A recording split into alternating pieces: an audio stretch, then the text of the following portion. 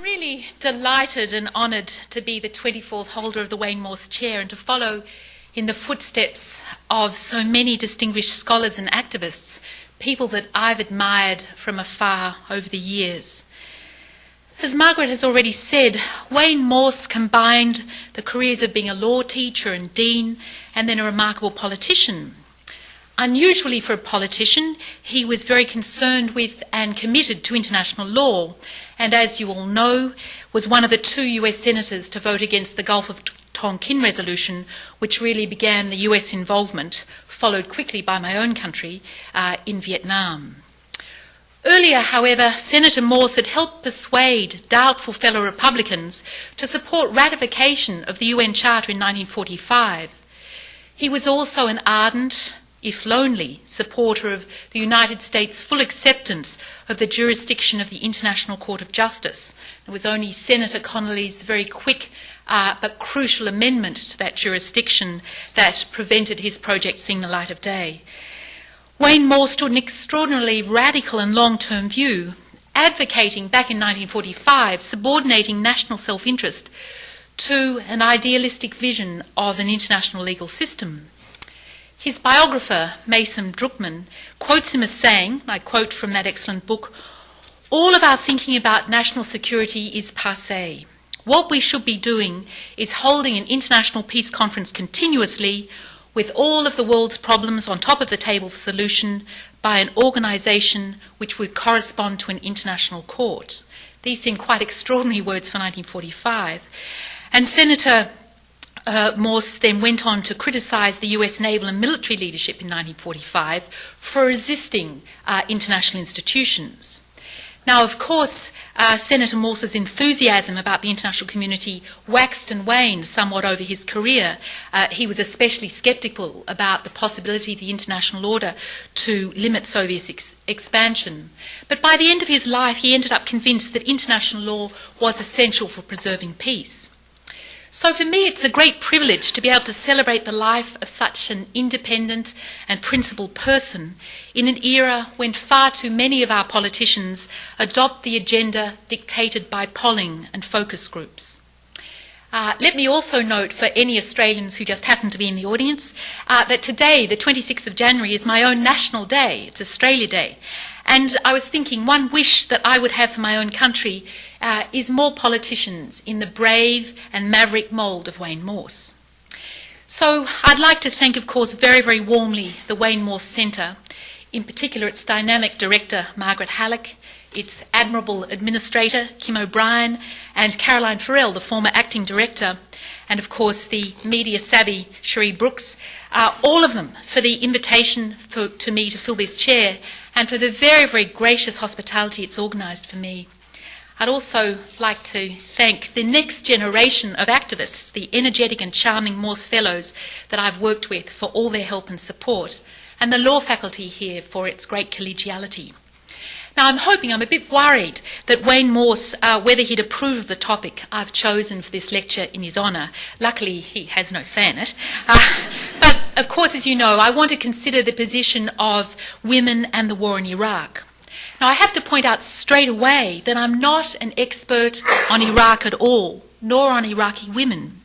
My training, teaching and research are all in the area of international law, so I'm approaching this topic from the perspective of an international lawyer. And you have the amazing photos of Carolina Murillo, these beautiful photos that she took in Iraq in 1993, to bring you some idea of the humanity of the Iraqi population. Tonight, what I want to do is to examine how issues of sex and gender are implicated in the invasion of Iraq and its aftermath, and the way that these issues are interpreted and debated in international law. Now, of course, questions about sex and gender are very rarely considered relevant to discussion of major international crises, but my central argument tonight is that, in fact, they're really crucial in understanding the continuing Iraq crisis and the war against terrorism, and that they also help us to begin to identify some ways out of what seems like a shocking morass. Now, when I use the term sex, I should make clear that I'm referring, first of all, to issues about women as distinct biological beings from men, And I'm going to use the term gender to encompass social understandings of femininity and masculinity. Now, the value of this distinction between sex and gender is much debated among feminist scholars, and I acknowledge that. But I find it helpful in the context that I have tonight.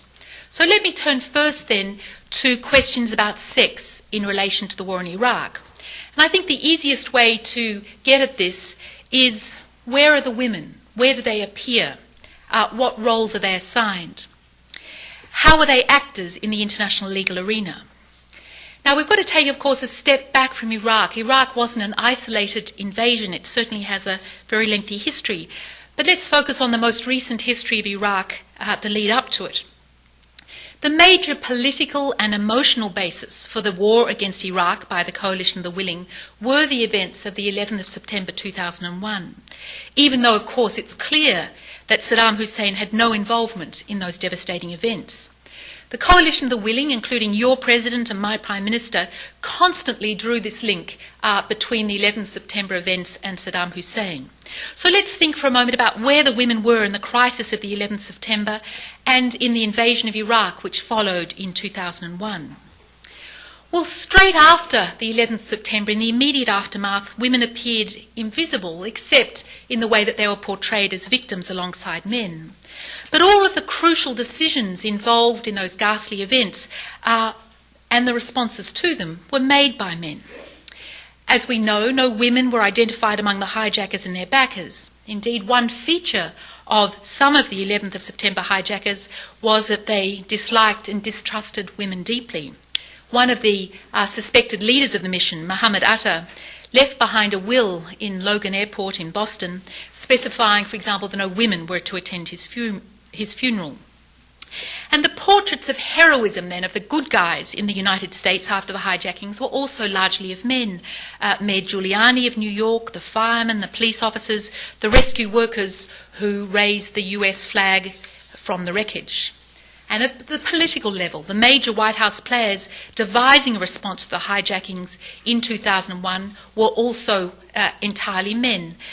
President George Bush, Secretary of State Colin Powell, Secretary of Defense Donald Rumsfeld, Attorney General John Ashcroft were all presented publicly as the crucial decision makers and spokespersons.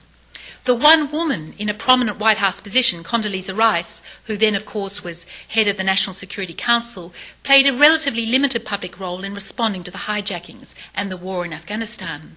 She, of course, has come back into focus with the war in Iraq and presents a very interesting figure in the US War Council now, and I'll come back to her role later briefly. So then the intense effort by the United States to build an international coalition against terrorism in 2001 was similarly, it could be depicted as a men's-only event.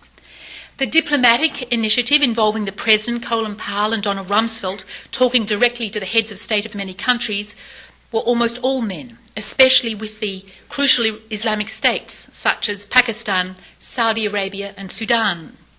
One of the very few women leaders courted in the 2001 coalition building was President Megawati Sukarnoputri of Indonesia.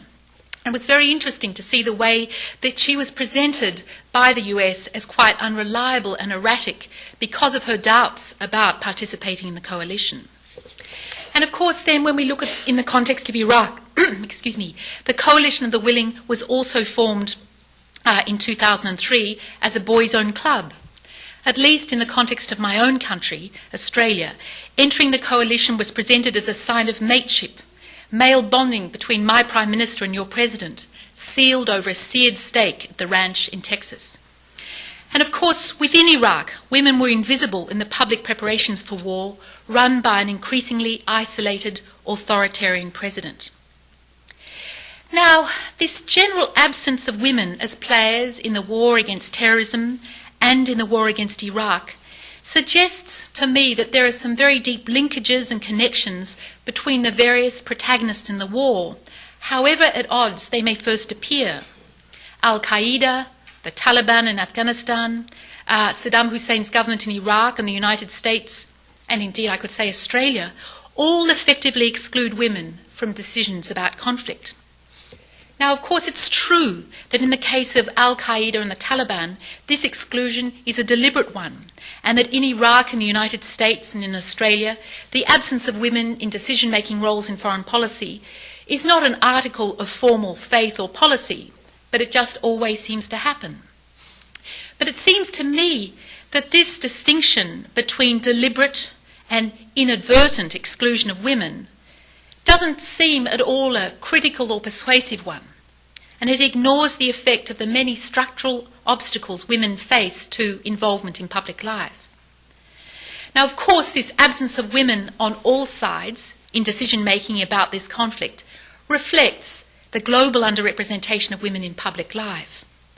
The famous strategic objective of the Fourth World Conference on Women held in Beijing in 1995, which got a lot of publicity, and the objective was to, and I quote, to ensure women's access to and full participation in power structures and decision-making.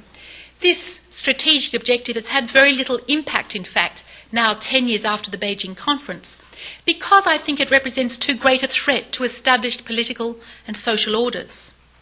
Women's voices and experiences are regarded as especially unimportant when issues of homeland security, war and retribution are at stake. My argument is, however, that the absence of women's voices in the formation of international law in this context skews its development and undermines its legitimacy. Now, non-state actors, it's not just states who participate in the creation of international law. Non-state actors also shape, very crucially, expectations about appropriate laws and policies. And in this context of the war in Iraq, we can look particularly at the role of the media in shaping expectations here.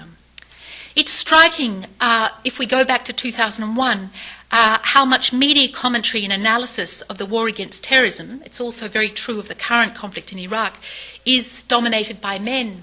I was living in the US in late 2001, and I can't say it's scientifically sound, but I did my own survey of the op-ed pieces in the New York Times in the first 6 weeks after September 11, and noticed that of 50 op-ed pieces on September 11, only 2 were by women.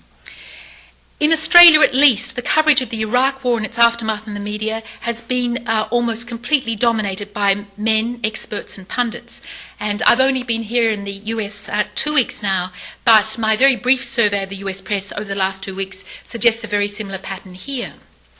The only consistent coverage, women then aren't speaking or forming opinion, the only consistent coverage of women has been as Maggie's already mentioned, as victims of terrorists and also victims of repressive governments, although we've got a few fascinating counter-images that sometimes emerge to put that general image in stark conflict. In the context of the war in Iraq, there was early on the media image, highly doctored as we now know, of a brave and heroic woman, Private Jessica Lynch from West Virginia. The story, we'll probably all still recall it, was that Jessica in the Iraqi hospital was saved by valiant men, although it was also said, and I quote from a media report, she fought like a lion. So she was both this innocent victim but very brave and valiant herself. The image of a photogenic, delicate but tough woman was shamelessly manipulated by the US military, presumably, I think, to shore up the coalition's credentials as being somehow innocents themselves being attacked by savage Iraqis. We have that image of the virtuous woman, but on the other hand, there was also a very striking images of wicked women too. And I guess the most striking one is also from West Virginia, Lindy England, indicted for her role in some of the terrible abuses in Abu Ghraib. The press made much of Lindy England's tomboyish character, implying how far she had departed from normal womanly behaviour. Some commentators indeed saw her actions as the price of feminism. This was equality with a vengeance, the chance for women to be just as brutal as men. And her lawyer, understandably, took a different tack. Her lawyer argued that England had been picked on as a scapegoat precisely because she was a woman and at the very bottom of the military pecking order. Another interesting wicked woman who's made a brief impact on the debate was an Iraqi, Huda Amash, who has said to be head of Iraq's biological warfare program and was dubbed Dr. Anthrax by the Western media. There was also another Iraqi woman who was dubbed Dr. Germ and very quickly depersonalised in that context. But so we get these very strong images of the virtuous and wicked women, but what's striking is that how much the media has been very reluctant to represent the other side of war. Let's take first the war in Afghanistan, where there were plenty of women. The great human suffering and destruction of shelter and services caused by the bombing and the flood of refugees that resulted. Indeed, in 2001, executives of news services in the United States issued instructions that no prominence be given to reports of civilian injuries or death in Afghanistan because this would be perceived in that time as unpatriotic. We see a very, very similar picture now in the context of Iraq. The media reports civilian casualties in Iraq as if they were anonymous beings, part of the wallpaper to the conflict. So then, September the 11th, Afghanistan and Iraq have appeared overall to be all about men attacking, men saving lives, and then men responding, making retribution through further attack. Now, this scenario, this men's-only event, doesn't strike us, I think, as immediately strange or remarkable or in any way connected with ideas about manhood. In fact, it seems probably just quite normal. But let's perform a thought experiment. If the picture was entirely the opposite, if all the hijackers were women, and if all the intelligence gatherers and analysts and White House decision makers and world leaders were women, if the Taliban was in fact a women's movement, if Saddam Hussein were a woman, such a scenario, I think, would inevitably lead to an analysis of all these events based explicitly on sex. It would be assumed first that the 11th September 2001 and the response to it was somehow connected to femaleness in some defining way. For example, the phenomenon of 19 women hijackers willing to kill themselves for a cause would be likely to be read as a product of women's instability, excitability and unreliability. Indeed, it would confirm the inappropriateness of allowing women further into public life. So too, I think, if the failure of intelligence gathering manifested in the hijackings or the faulty intelligence about Iraq's alleged weapons of mass destruction, if these could be attributed to government agencies staffed mainly by women, these failures too, I think, would be somehow connected with sex. But of course, sex as an issue remains unexceptional and unremarked if it's the male sex. Now, the issue of the role of women has assumed some prominence now internationally in discussions about the form of the post-Taliban government in Afghanistan and the new government in Iraq.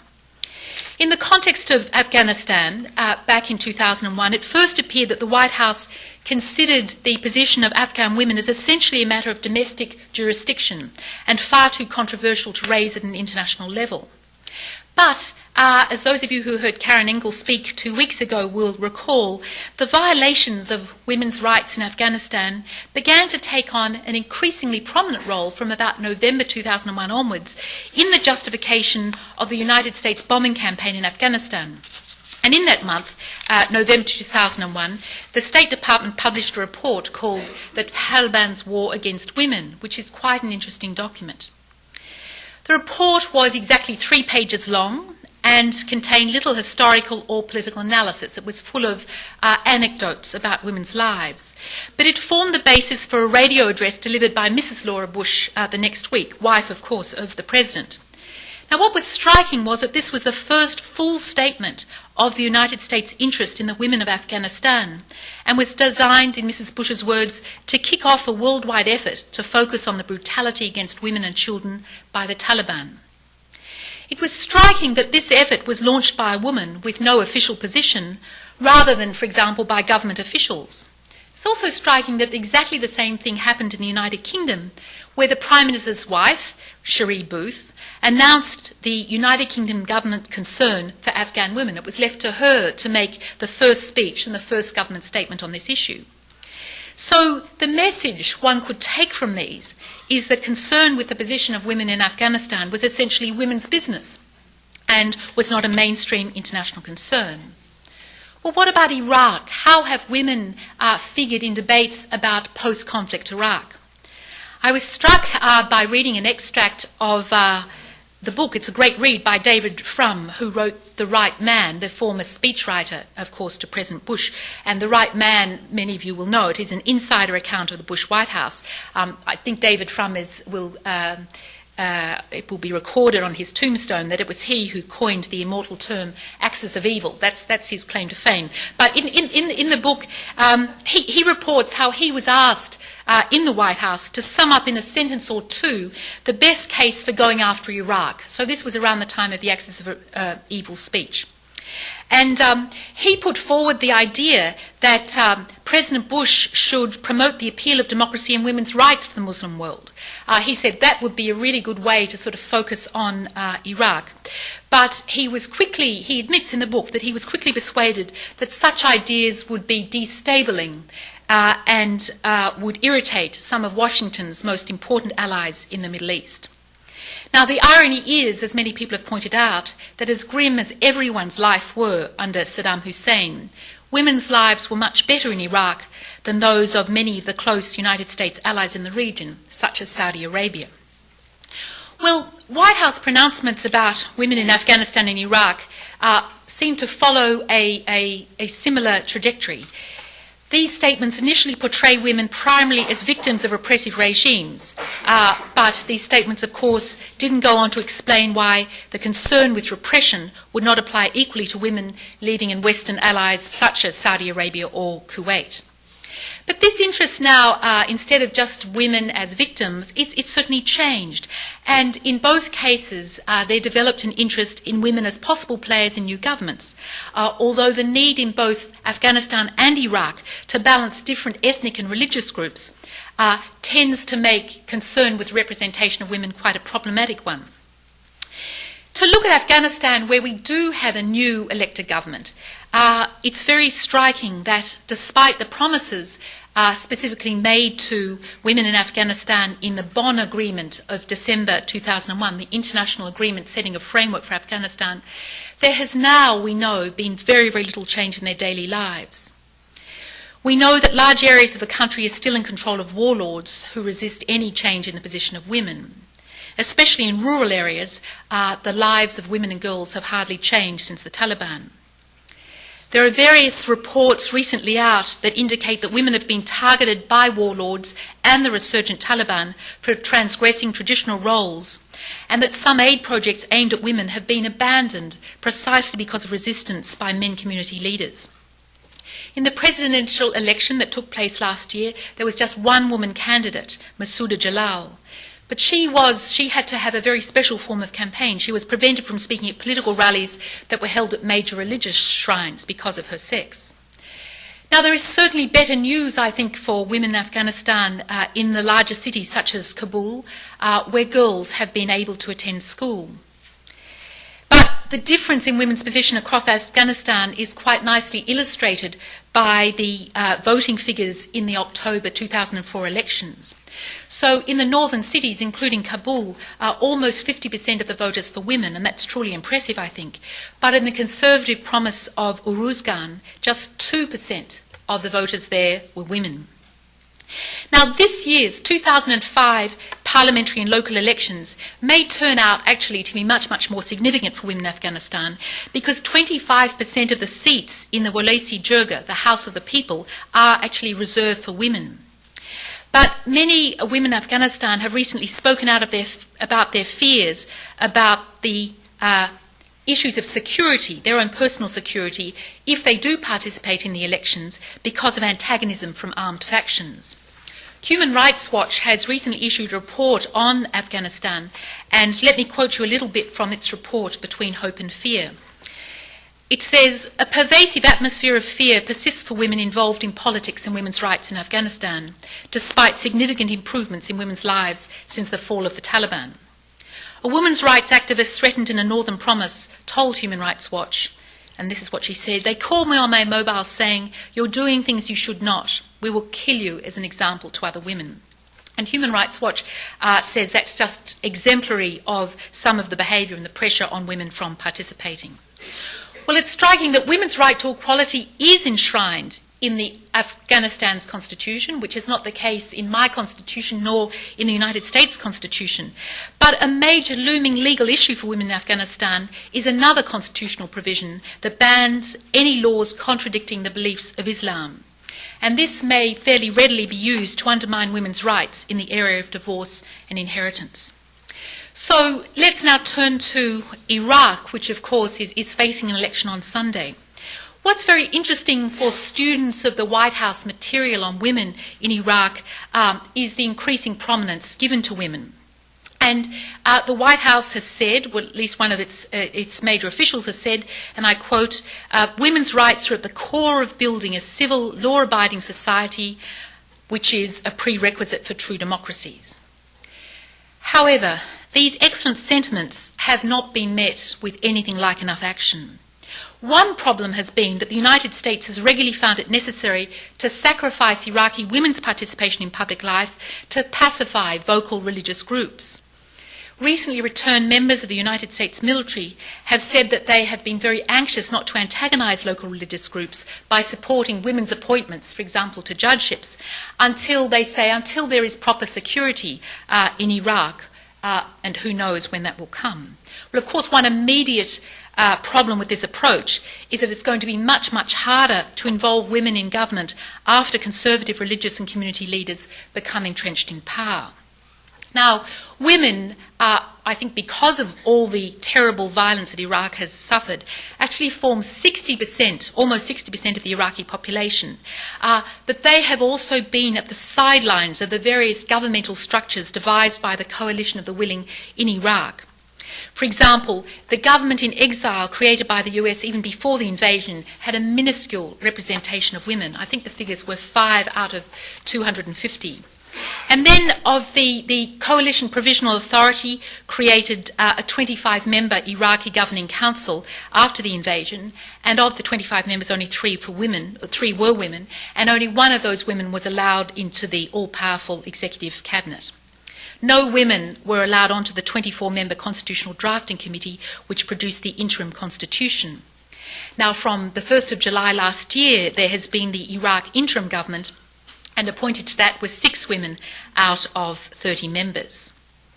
There's been an interesting debate involving Coalition Provisional Authority and Paul Bremer. A number of Iraqi women's groups petitioned that there be actually a quota for women's representation established in the new Iraqi constitution. But Paul Bremer and the Coalition Political Authority really fought very hard against that on the basis that a quota was inconsistent with US anti-affirmative action policies. So in the end, the final sort of compromise was that the constitution, the interim constitution, would prescribe a goal rather than any quota. And so the goal was 25% of the seats should be held by women. However, I should note that the electoral regulations do mandate that 1/3 of people on electoral lists must be women. They don't have to be voted, but 1/3 of them do have to be women. Now, this is, I think, a very important step, although it's much, much less than the 50% quota of actual government seats sought by Iraqi women's groups. But it's now clear that in the lead up to the election, except for 8 or 9 very high-profile Iraqi women who are already part of the government, most of the women who are on these lists refuse to campaign in public. This, of course, is an issue for men as well, but women also not face the eagerness to kibosh the elections, but they also face the religious disapproval of their running.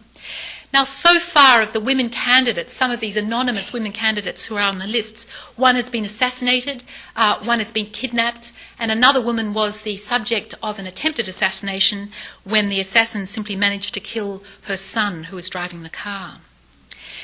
Now, one recurring image of women that we see in Iraq, that we see from the discourse of the Coalition of the Willing, has been to define women in Iraq in terms of their problems or their achievements in relation to an imagined free white liberal democracy. This effectively removes both these women and liberal democracy from history, freezing them in time and space in an area of utter unreality. So my argument then to conclude this part on sex is that sex has actually been a crucial aspect of the events of the war against terror and the war in Iraq. Men have been the major players in all contexts, and women have generally been cast as victims without real agency to affect the future, or as decorative additions to governmental positions. Now, a journalism student from here at the University of Oregon I was talking to yesterday asked me a good question. She said, well, does this actually matter? Why does it matter that there are so many men in these positions? And it seems to me that the formal or informal exclusion of over half the world's population, and in Iraq, greater than half Iraq's population, from decisions of great national and international significance, is not only a question of justice and human rights, but it's also a matter of strategy. Participation of women on equal terms will allow a full range of voices and experience to inform international politics. So now I'd like to turn to the issues of gender and to the way that feminine and masculine imagery has been deployed in this new war against terrorism. My argument is, you won't be surprised to hear, that the debate about the war in Iraq and the war against terror is not only being sexed, it's also been gendered. Now let me emphasise that gender, if we understand it as the socially and culturally constructed categories of masculinity and femininity, this does not mean the characteristics of particular men and particular women. Indeed, it's perfectly possible, I think, to be sexed as a woman, but to adopt a masculine gender, and vice versa. And I think this observation could be made of Condoleezza Rice, soon to be confirmed as your new Secretary of State. She's learnt the language, the gendered language of power, perfectly, as those of us who listened with some fascination to her confirmation hearings can attest. Now, feminist scholars have pointed out that the content of the categories of masculinity and femininity alters across time and cultures. But these concepts are typically defined, not always, but typically defined as opposite to one another. So the essence of being masculine is to be not feminine. Another feature of gender is that what is deemed masculine is typically assigned a greater value than what's defined as feminine. Now, paying attention to this issue of gender, this subtle and sometimes difficult area of gender, allows us not simply to examine the way women feature in the international arena, but also the different ways that masculinities are constructed. Simona Sharoni, who's visiting here at the University of Oregon this semester, has pointed to what she calls the multitude of masculinities that exists and how these are influenced by particular social and political locations. She argues, I think persuasively, and I quote, that there's a profound difference between masculinities that are shaped in the context of domination and those shaped in a context of liberation. But we can see that ideas about gender have been used by all sides of the conflict in Iraq for their own uses. And I think one way to get at that is to look at the dominant view of the appropriate style of leadership in the United States since the 11th of September to get at some of these gendered images. To be a leader, it seems, requires displaying masculine qualities such as decisive military action as opposed to negotiation and compromise, which are coded in the debate as feminine. So we could see that President Bush's conduct of the war in Afghanistan was praised even by former Democrat adversaries because he was seen as displaying what was called charmingly by the New York Times braggadocio, in contrast to his presidential opponent Al Gore, who was seen as too much of a talker.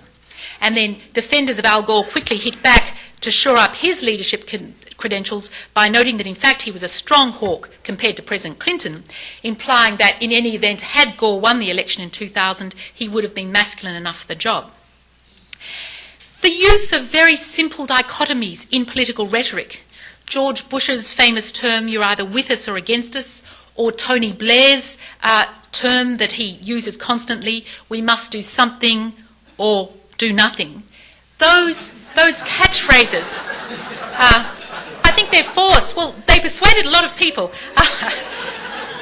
They gain a lot of force, I think, from images of gender.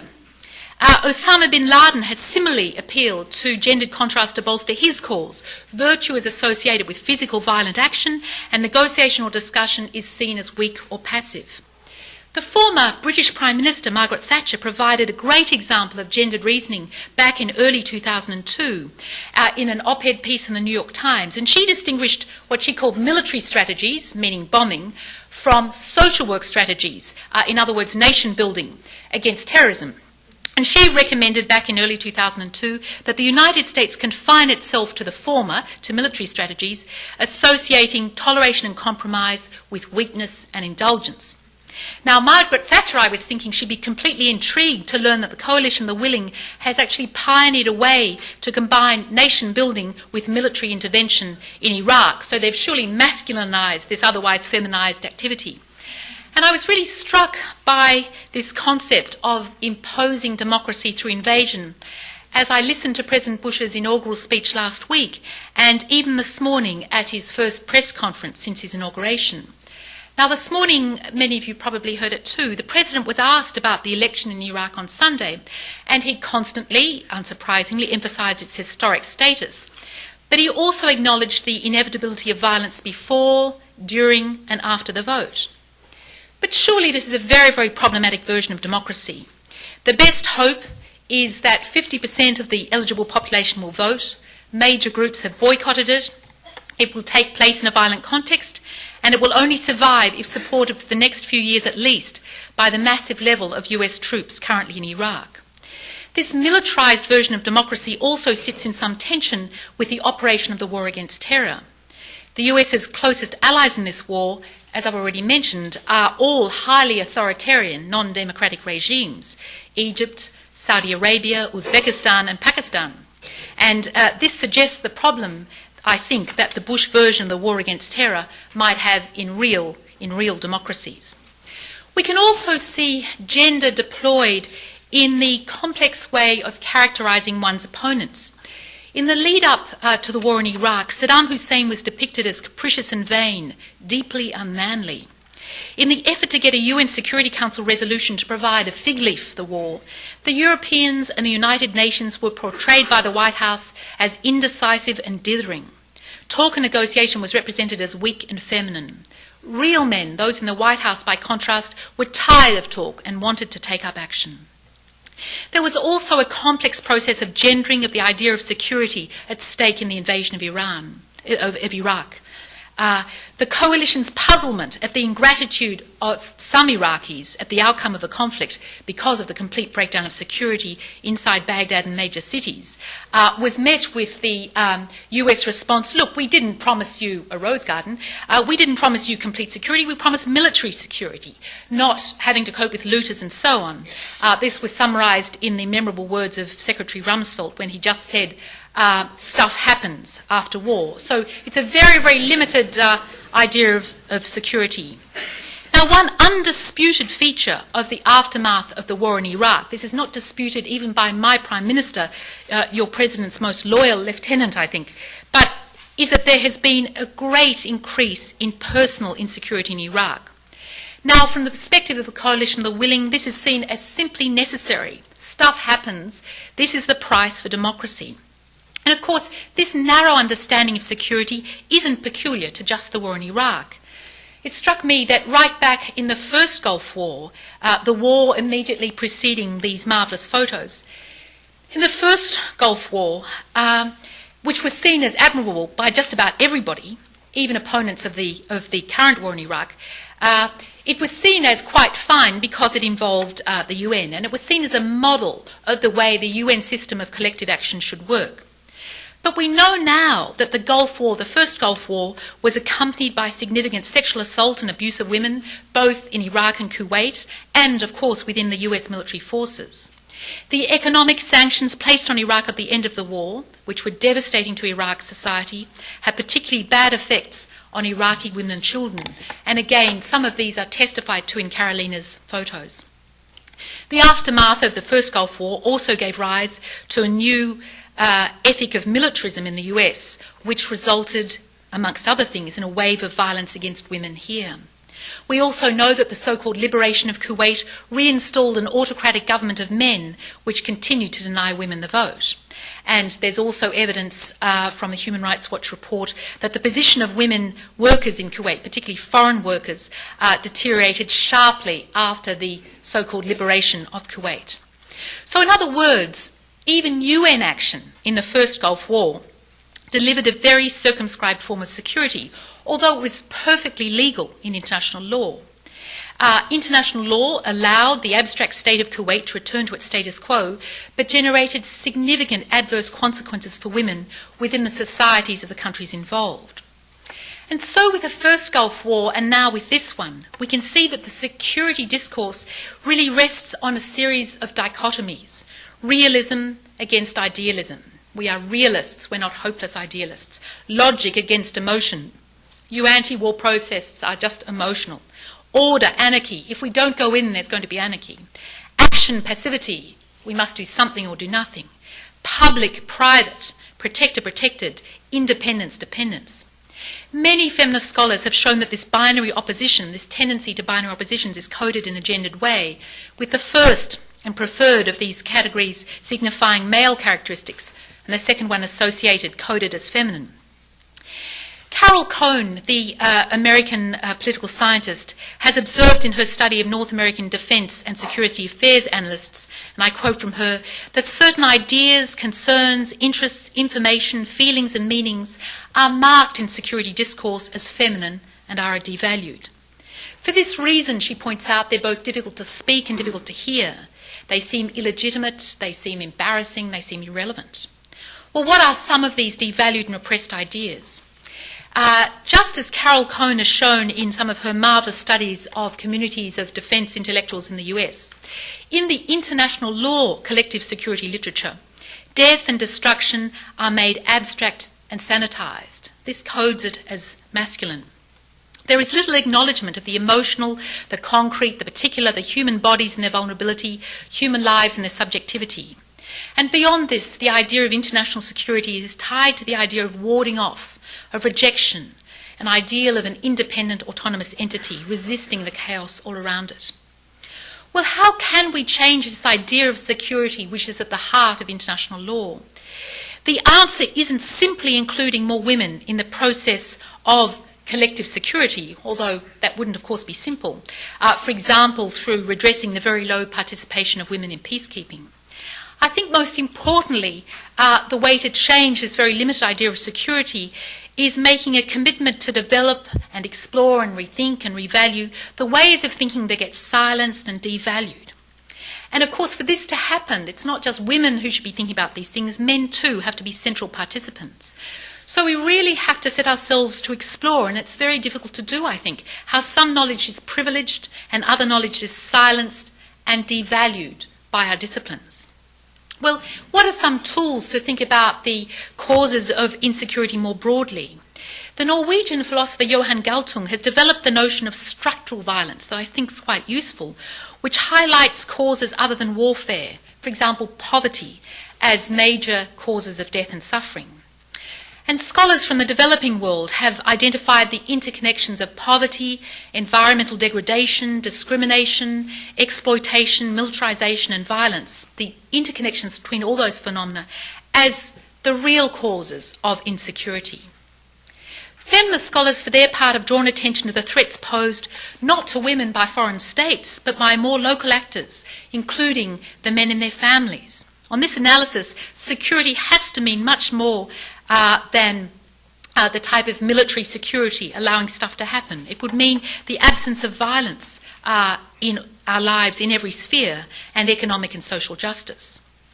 It seems to me that if the idea of security is understood more broadly in international law and international politics, the futility of the standard form of international military action, even if legal in a formal sense, becomes much clearer.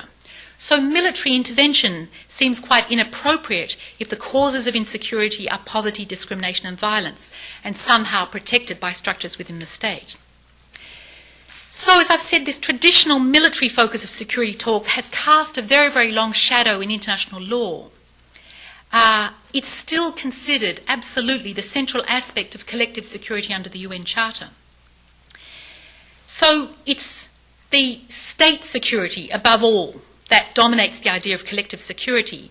But I think what's not understood is that insecurity, in both its narrow and the broader conceptions sketched by people like Johan Galtung, is very closely bound up with unequal relationships between women and men within societies.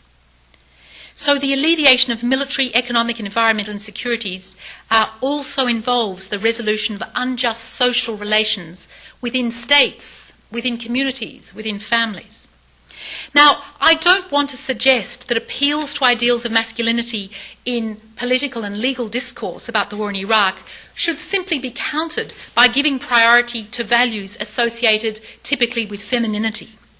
It seems to me that the problem with all types of gender discourse is that it makes some ways of acting, some courses of action, impossible to contemplate. Thinking in dichotomous terms, whichever side of the dichotomy we give privilege to, limits the way that we can analyse a situation. It limits our perspective to either-or propositions, and it makes certain actions seem inevitable or non-negotiable or impossible. So, in the war against terror, the use of force is seen as absolutely inevitable by all sides.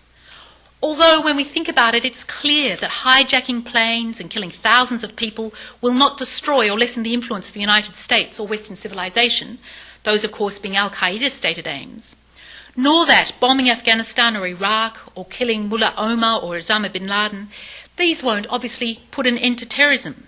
Getting rid of Saddam Hussein will not make Iraq democratic. Gendered ways of thinking do not allow us to understand the complexity of these situations or devise long-term ways out of the morass we find ourselves in. They make too many options impossible to contemplate. For example, back in 2001, they made impossible to contemplate that there be no military retaliation against Afghanistan, but the possibility rather that the United States work with multinational arms manufacturers to cut off all arms supplies to the Taliban, or that they fund sophisticated long-term education programs in the Middle East, or that the US increase its aid budget to support human security in all its forms, or the requirement that every decision about war and peace and conflict involve equal numbers of women and men. So to conclude then, crises such as that created by the coalition of the Willings invasion of Iraq can have, apart from all their other devastating effects, they can have the crucial effect of reaffirming the traditional distribution of power between women and men. Taking sex and gender seriously in the analysis of international events allows us, I've tried to argue, to see the limited way that we read and we react to them. These, of course, I hasten to say, are not the only lenses that are obscured in international law and international politics. Race, ethnicity, class, sexuality are also regularly sidelined as irrelevant. And of course, they regularly intersect with questions of sex and gender. Now, I'm not at all sure, and you can tell me, whether Wayne Morse would agree with my argument here tonight. Although I hope his maverick spirit might appreciate my critique of my own and your country's actions in Iraq. But I do offer this talk in true Morsean spirit, in honour of his commitment to the international arena as the future of world peace. It's just we might have slightly different international arenas in mind. If we try to identify and destabilise the unspoken gendered assumptions of international law and politics, I think then we will begin to be able to imagine broader and more durable solutions to our most pressing problems.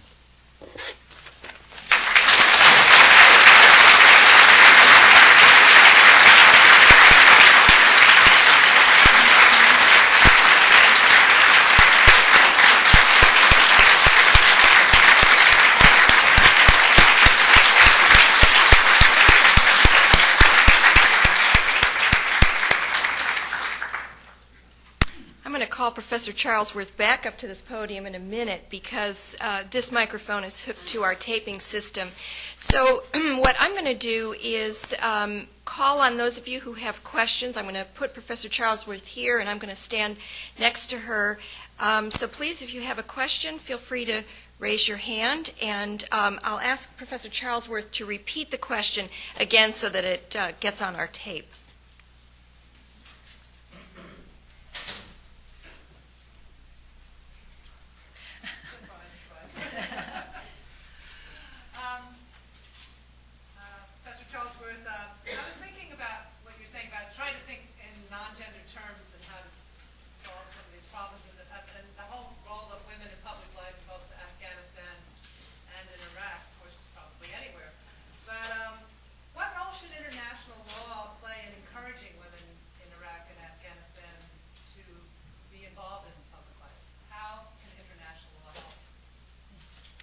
So the question is, how can international law actually assist women in Afghanistan and Iraq to become involved in public life? I think there are a range of ways, but one, if I can just give one immediate way, seems to me that, I know this is a big issue in the United States, and I touched on it briefly in my talk, but the issue of setting aside quotas for women's participation, I think, is an issue that international law has always ducked and actually rejected, but I think is worth thinking about again. A story I actually told at the Eugene City Club illustrates this in the context of East Timor, a country, the newest member of the United Nations, a country close to my own. There was a very interesting debate when the new governance structure was set up after years of terrible repression by Indonesia in East Timor. Now, a lot of East Timorese women's groups came to the UN, which was effectively running East Timor for 2 years, the UN Transitional Administration in East Timor, UNTAET. And they said, look, we really want you to support us having quotas for women in the new parliament, because without this is a very male-dominated society, a very Catholic society, a very traditional one. We won't possibly have a chance to be involved. And strikingly, the UN said this was an impossible demand, that it went against basic principles of human rights law. And even though Mary Robinson, who I know visited here last year, even though she, as UN High Commissioner for Human Rights, stepped in and tried to persuade the UN administration in East Timor, they stood firm. They said this is just a preposterous thing, and the only way ahead is just to let the free market of elections run full sway. And that's what happened. It was very striking that it was the UN, the guardian of human rights, that really ran this line. And they said it would go, it wasn't, quoting the UN document, it wasn't election best practice. Now, it seems to me that that's, first of all, a very limited understanding of international law. But if that is required by the various human rights instruments, the UN in East Timor pointed to the definition of free elections in Article 25 of the Civil and Political Covenant. If that is truly the best practice in international law, we should be changing it. Because it seems to me, and I understand this is a controversial position to take, that I used to think that change would happen naturally. I don't think, I've lost my faith in change happening naturally. I'm a great believer in intervention now in these issues, intervention in the free market. And I truly believe in many societies, and I'd include my own in this, that we're not going to see serious change in the political realm until there are a serious set of quotas. And I don't think this 25% target is a very useful one. I think you've really got to be going for 50% to make it worthwhile. So that's one way that I think international law could intervene, not with too much difficulty. The human rights bodies of the UN, for example, could adopt such an interpretation, but they're also pretty resistant to it.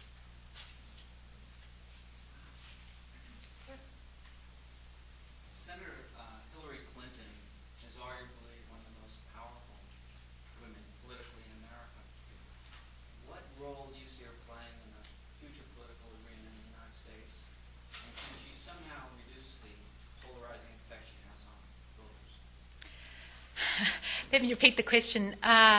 What role does, just tell me if I've got it right, what role can Hillary Clinton play in future politics in the US, and what could she do to reduce her polarising effect on voters? Look, she and I share a name, and we share initials, I guess. But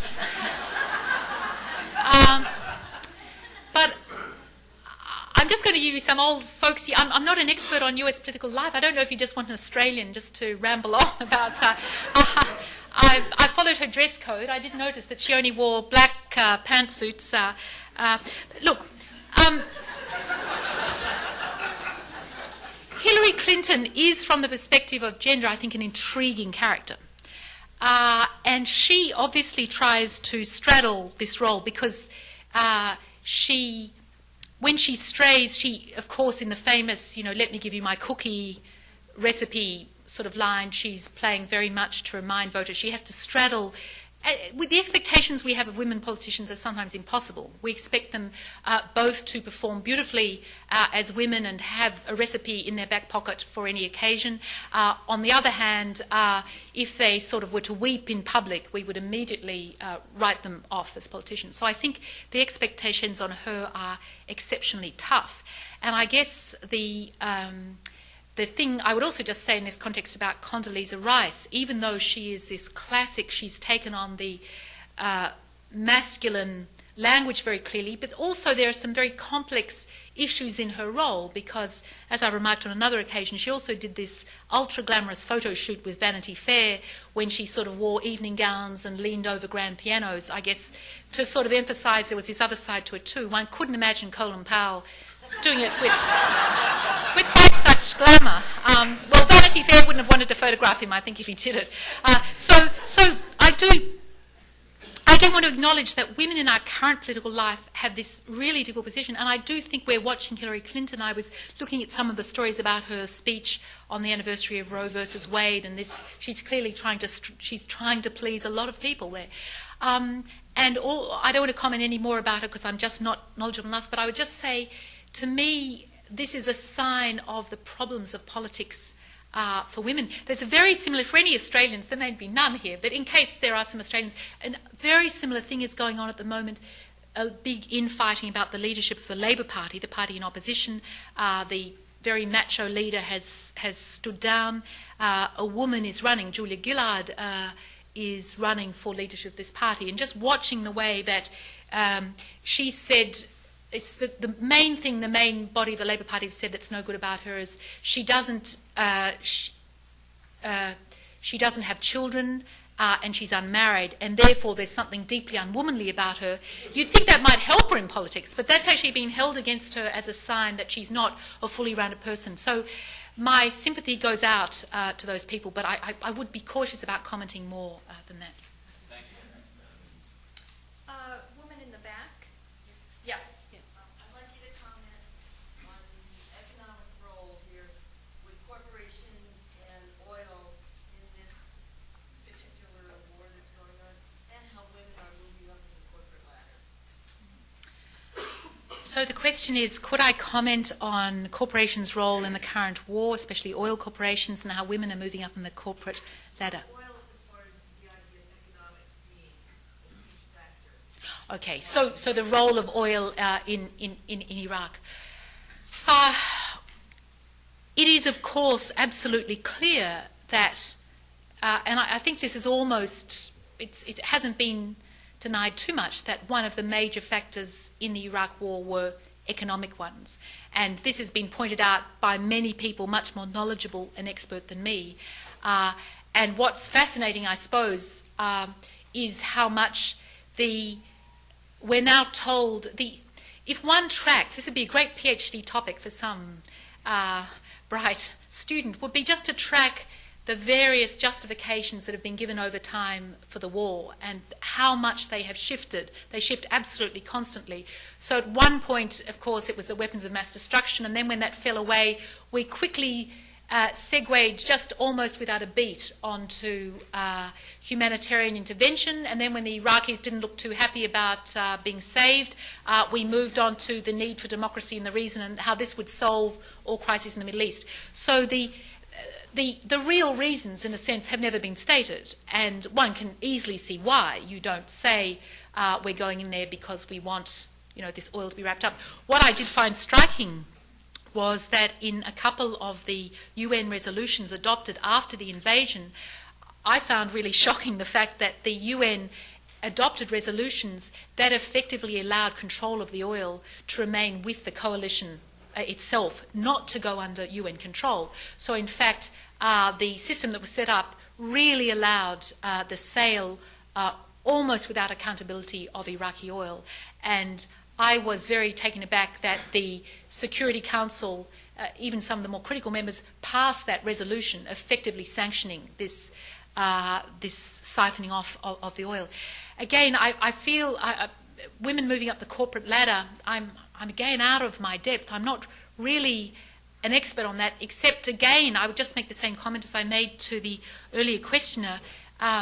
it's very striking how, first of all, I'm really only speaking of my own country here because I know the statistics there, where the corporate world has been extremely slow to accept women, and they are put under extraordinary conditions, not just to be like men, to sort of change their gender, if you like, but to retain an incredible tolerance for harassment. And I mean, they have to be somehow super women with a hide of steel and still willing to wear glamorous clothes. So it's an extraordinary... I think what's very problematic is we see that the requirements for women to get to any of these very top levels, we make it the most extraordinarily unattractive job description so that only the very committed few can get there. So, but I can't speak much more knowledgeably, certainly about the situation here in the US.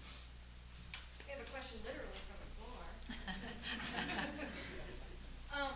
So during my lifetime and during your speech, I was, just thinking about how... Not the same thing, I hope.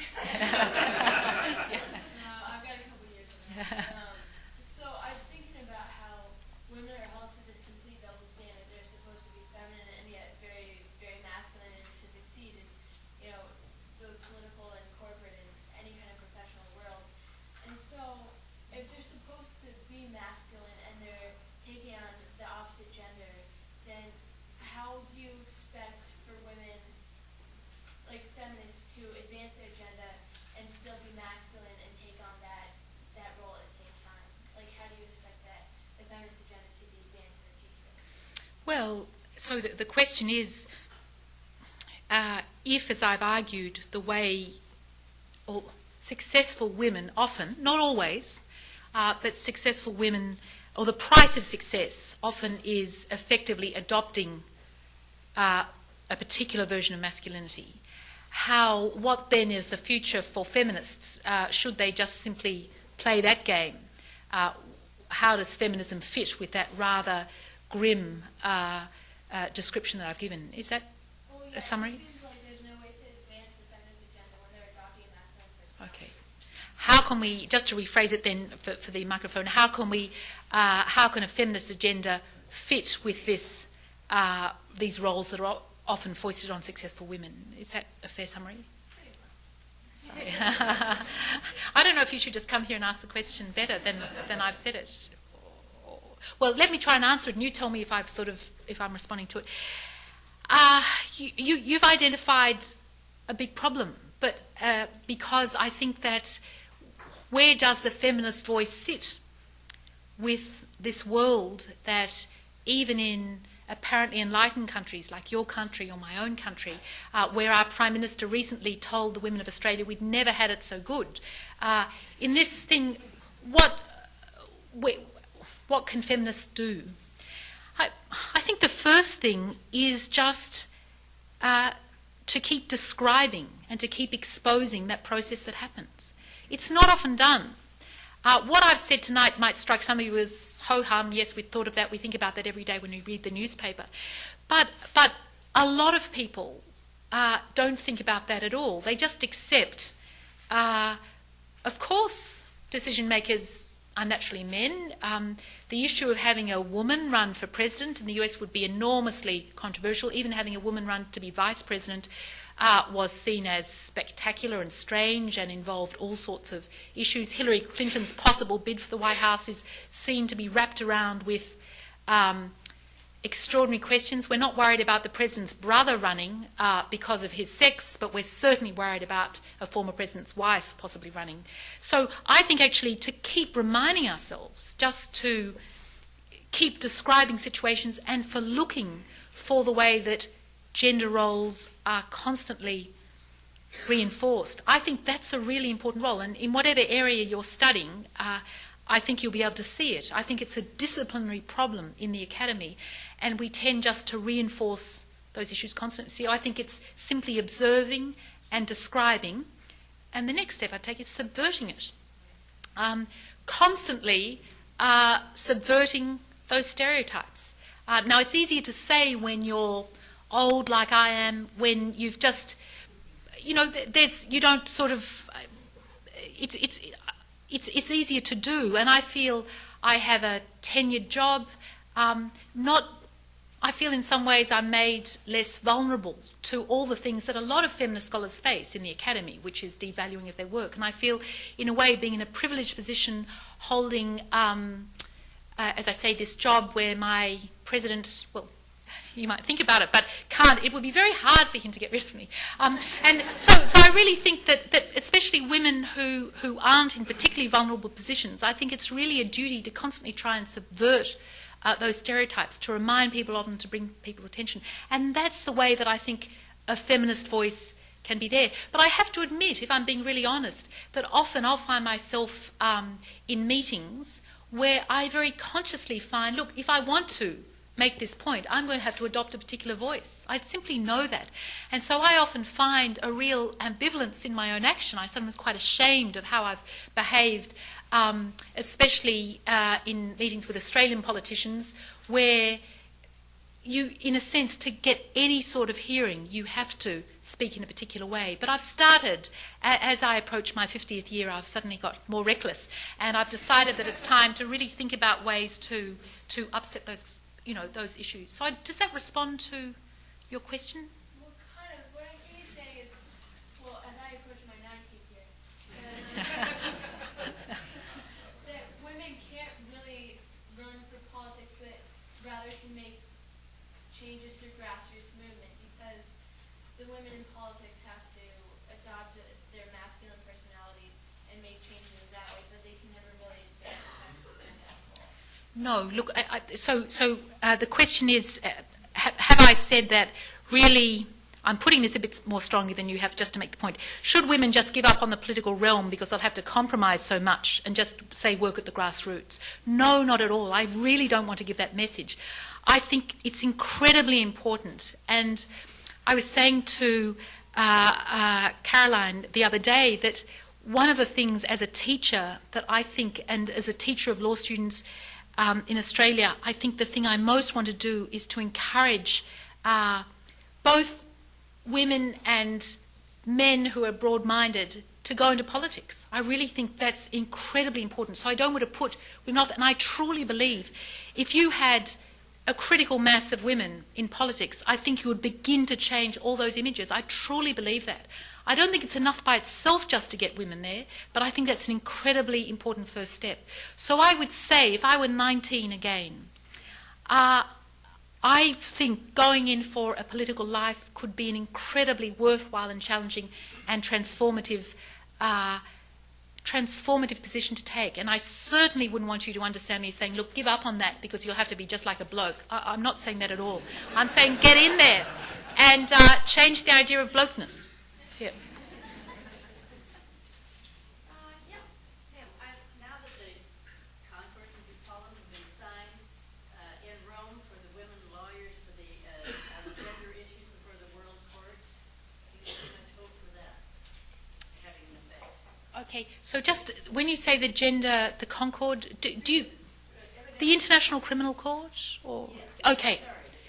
Yep, okay. So the question is, now that the international statute, the statute for the International Criminal Court, also known as the Rome Statute, has come into operation. This has created the International Criminal Court, which has started business in The Hague.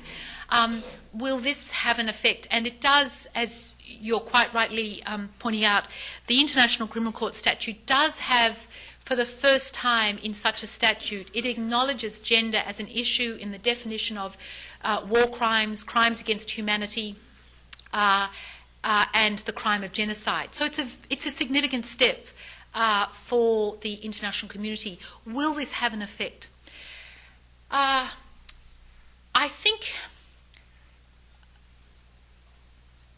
it's an important step, and I think another issue that's quite important in the establishment of the International Court is the fact that over a third of the judges on that court are women. So that's a really, that doesn't sound a great deal, but that's a great deal for an international court. The International Court of Justice, the one that Wayne Morse was so interested in, has 1 woman out of 15.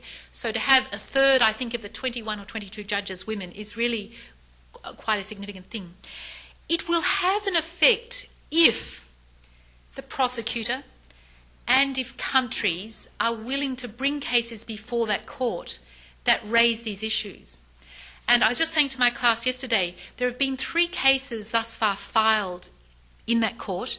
This is the court, of course, which the US has strongly opposed. But 2 cases are brought against the Lord's Resistance Army in Uganda. And those issues, of course, do raise. One of the things about the Lord's Resistance Army in Uganda has been their appalling treatment of young girls, capturing them at a very early age to treat them as so-called wives for their fighters. And the third one has brought just 2 days ago against the Central African Republic.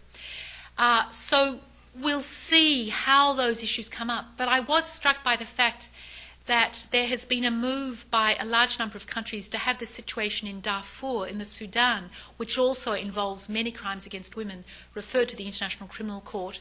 But this has thus far been strongly opposed by the US representative in the Security Council, not wanting the situation in Darfur to be brought before the International Criminal Court. The only rationale I can see for that is that the US is very keen not to give the World Court any legitimacy. Sorry, the International Criminal Court any legitimacy. And I think if it refers this massive case to it, that will be seen to somehow be supporting the court. So I think there is some potential there, but we're yet to see the way these cases are actually handled. But I think it's a definite advance to actually have a court that takes representation of women seriously on it, and to actually, in this historic way, refer to the gendered bases of some of the crimes that it covers.